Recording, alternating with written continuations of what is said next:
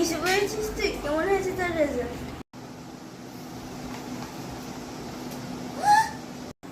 আরে কি হয়েছে, আবার ফেল করেছিস? তোমার রিলেটিভ এসেছিল, তার জন্য ফেল হয়ে গেছে। তোমার গোষ্ঠীর ভিতরেও কেউ পাস করেছে? মা, গোষ্ঠীর কথা তো বলবেনই না। আমার গোষ্ঠীতে সবাই টপ করেছে।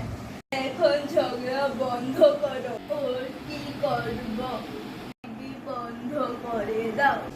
এর থেকে ভালো ওকে বাড়ি থেকে বের করে দাও।